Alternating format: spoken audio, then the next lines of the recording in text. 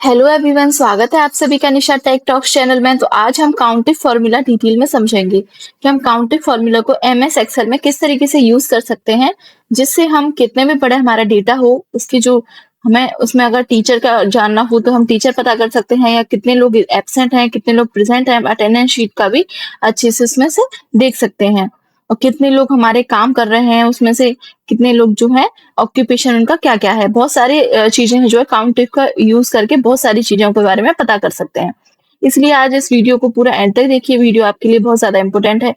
जिन लोगों ने channel subscribe नहीं कर रखा है वो चैनल को सब्सक्राइब कर दीजिए, वीडियो को लाइक कर दीजिए, शेयर कर दीजिए अपने फ्रेंड्स के साथ और नोटिफिकेशन बेल को भी ऑन कर दीजिए। डिस्क्रिप्शन बॉक्स में मैं आपको जितने मैंने पहले फॉर्मूले के करा चुकी हूँ वो सारा मैं आपको प्लेलिस्ट की लिंक प्रोवाइड करा दूंगी, वहां पे जाके आप एक्सेस कर सकते हैं और बाकी की प्लेलिस्ट भी आप चैनल पे जाके एक्सेस कर सकते हैं। आपके लिए बहुत ज्यादा यूजफुल है। तो चलिए टाइम वेस्ट नहीं करते हैं, हम वीडियो को शुरू कर लेते हैं। तो हम काउंटिव फॉर्मूला को डिटेल में समझेंगे। तो सबसे पहले मैं बता देती हूँ मैंने क्या कर रखा है। जैसे इसमें जो है मंडे से लेके सैटरडे तक है, ये जो नेम्स दे रखे हैं इनकी एब्सेंट, ए फॉर एब्सेंट है और पी फॉर प्रेजेंट है। मतलब कितने लोग प्रेजेंट हैं और कितने लोग एब्सेंट है मंडे से लेके सैटरडे तक, क्योंकि संडे हॉलीडे है। यहाँ पे मैंने प्रेजेंट और एब्सेंट इस तरीके से लिख रखा है। अब हम क्या करेंगे, हमें पता करना है कि इसमें से कितने लोग, जैसे राम राम जो है वो प्रेजेंट कितने डेज में प्रेजेंट था, जो 6 डेज हैं कितने डेज प्रेजेंट था और कितने डेज एब्सेंट था। राधिका कितने डेज प्रेजेंट थी कितने दिन एब्सेंट थी। तो इस तरीके से जानने के लिए हम काउंटिव का यूज करेंगे। तो सबसे पहले हम इक्वल टू लगाएंगे, क्योंकि याद रखना कि किसी भी फॉर्मूला कोई भी फॉर्मूला हम लगाते हैं तो सबसे पहले इक्वल टू जरूर लगाते हैं।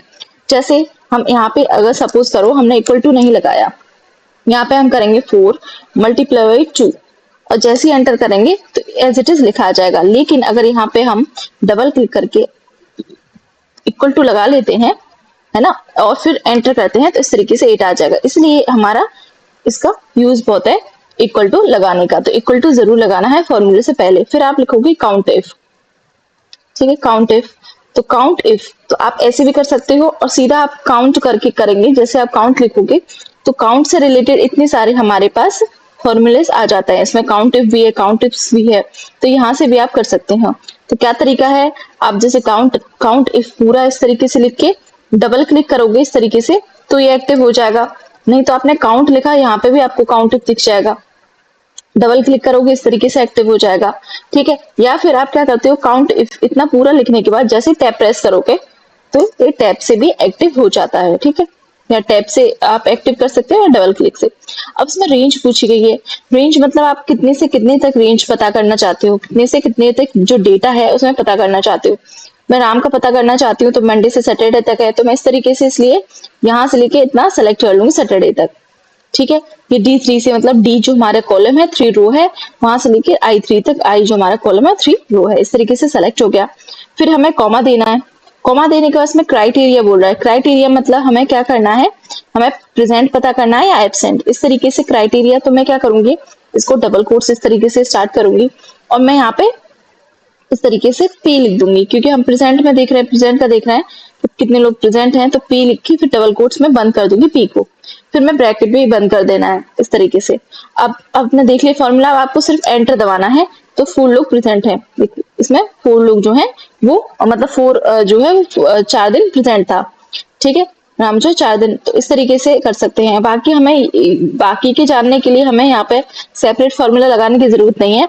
इसी को सिंपल इस तरीके से ड्रैग करेंगे पकड़ के तो ये हो जाएगा, ठीक है। आप ड्रैग नहीं करना चाहते हो, या तो एक तरीका ये है आप डबल क्लिक करके कर सकते हो, मतलब जैसे आप डबल क्लिक करोगे तो इस तरीके से आ जाएगा। दूसरा तरीका ये है, सिंपल है कि आप इस तरीके से प्लस आ जाएगा तो डबल क्लिक करके इस तरीके से खींच दो, है ना, ऐसे नीचे खींच दोगे इस तरीके से भी आ जाएगा। अब हम एब्सेंट देख लेते हैं। एब्सेंट के लिए फिर से हम करेंगे, यहाँ पे लिखेंगे काउंट इफ। इस तरीके से हमने काउंट इफ लिख दिया और पूरा नहीं लिख रहे। अब यहाँ पे देखो मैंने पूरा नहीं लिखा, यहाँ पे जैसे जैसे ब्लू आ जाएगा, ब्लू अपने आप लिखा आ गया, काउंट आई डालते ही आ गया। आपको सीधा टैब प्रेस कर देना है। टैब प्रेस करते ही ये हमारा जो है एक्टिव हो जाएगा। अब हमें रेंज सेलेक्ट करनी है। इस तरीके से मैंने रेंज सेलेक्ट कर ली सैटरडे तक। फिर कॉमा लगाना है और क्राइटेरिया दे देना है। क्राइटेरिया एब्सेंट के लिए मैंने ए चूज कर रखा है, इसलिए आप डबल कोट्स में इस तरीके से स्टार्ट करके डबल कोट्स में आप क्या लिखोगे, ए ही लिखोगे और फिर ब्रैकेट को बंद कर देना और एंटर प्रेस कर देना है। तो 2 मतलब 2 दिन एब्सेंट है, ठीक है, इस तरीके से। और आप इसे ऐसे डबल क्लिक करके क्या कर दोगे, नीचे इस तरीके से आ जाएगा। तो ये आपको समझ में आ गया काउंट इफ का जो फॉर्मूला है वो काउंटिंग के लिए किस तरीके से यूज कर सकते हैं, अगर आपको मार्कशीट, अटेंडेंस शीट कुछ भी बनाना है तो। ठीक है, मैंने और डिटेल में समझाने के लिए एक शीट और तैयार की है, जिस शीट में हमने नेम दे रखा है, जेंडर दे रखा है, उनका ऑक्यूपेशन दे रखा है कि क्या उनकी पोस्ट है, उनकी जो एज है, एज दे रखी है, और सैलरी ये दे रखी है। ठीक है, तो हम काउंट करेंगे, मतलब हम देखेंगे कि जो हमसे पूछा जाए कि हमें ये पता करना है कि टीचर जो है वो कितने हैं। ठीक है, ये तो भी चलो छोटा सा डाटा है, लेकिन बड़ा डेटा जो होता है उसमें पता करने के लिए बहुत ज्यादा काउंटिव का यूज है, बहुत ज्यादा हेल्पफुल है। छोटे डेटा के लिए तो हम यहाँ से पता कर सकते हैं कि 3 है, पर वैसे अगर बिग डेटा हो आपका तो बहुत यूजफुल रहेगा। तो हमें ऑक्यूपेशन का देखते हैं, ऑक्यूपेशन के लिए लगाते हैं, तो ऑक्यूपेशन का ये है। ठीक है, हम लगाते हैं, तो यहाँ पे हम लिखते हैं इक्वल टू, इसका जो फॉन्ट है उसको हम ठीक कर लेते हैं, फॉन्ट इसका थोड़ा सा बड़ा कर लेते हैं यहाँ से। अब देखो, अब यहाँ पे इक्वल टू लिखते हैं, इक्वल टू लिखने के बाद यहाँ पे काउंट इफ इस तरीके से टैब दबा देंगे, और रेंज, रेंज हमें क्या ऑक्यूपेशन में से लेनी है। ठीक है, तो हमने इस तरीके से ऑक्यूपेशन से ट्रैक करके खींच के सेलेक्ट कर ली। C2 से लेकर कितने तक की है हमने, C8 तक। फिर हम लगा देंगे कॉमा, और क्राइटेरिया, क्राइटेरिया हमें टीचर का पता करना है, तो हम क्या करेंगे, डबल कोट्स इस तरीके से स्टार्ट करके टीचर लिख देंगे। लेकिन आपको ये याद रखना है कि आपको स्पेलिंग ठीक होनी चाहिए। अगर आपकी टीचर की स्पेलिंग गलत लिख दी, या आपने यहाँ पे गलत लिख दिया कुछ भी, तो वो जो है वो यहाँ पे फाइंड नहीं हो पाएगा। इस तरीके से फिर हमने डबल कोट्स में इस तरीके से बंद कर दिया, और हमने ब्रैकेट को भी बंद कर दिया। ठीक है, अब हम जैसे ही एंटर करेंगे तो यहाँ पे 3, मतलब टीचर की जो काउंट है, टोटल 3 टीचर हैं। इस तरीके से हम काउंट कर सकते हैं कि टोटल टीचर कितने हैं, 3 हैं। ठीक है, अब इसी तरीके से हम एज का निकालते हैं। वैसे टीचर का डबल देखो, आप जैसे मेरा फॉर्मूला है, मेरे फॉर्मूला को मैं कुछ एडिटिंग करना चाहती हूँ, मैं यहाँ पे इस तरीके से डबल क्लिक करूंगी तो ये क्या हो जाएगा, इस तरीके से आ जाएगा। तो हम टीचर नहीं, हमें सपोज किसका देखना है, क्लर्क का। सबसे पहले ये इस पे स्पेलिंग मिस्टेक हो गई क्लर्क के में,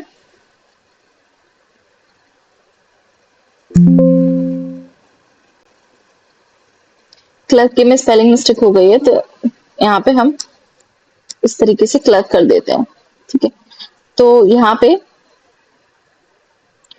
हम फिर से इस तरीके से देंगे, जो ये है हमारा, ये हो गया गलत, यहाँ पे इस तरीके से सेलेक्ट कर लिया हमने।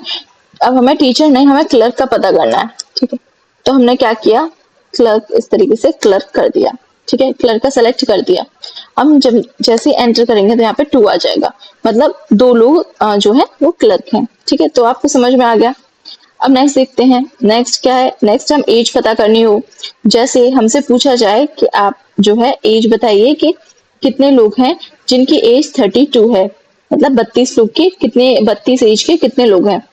तो सिंपल आपको क्या करना है, यहाँ पे इक्वल टू लगाएंगे,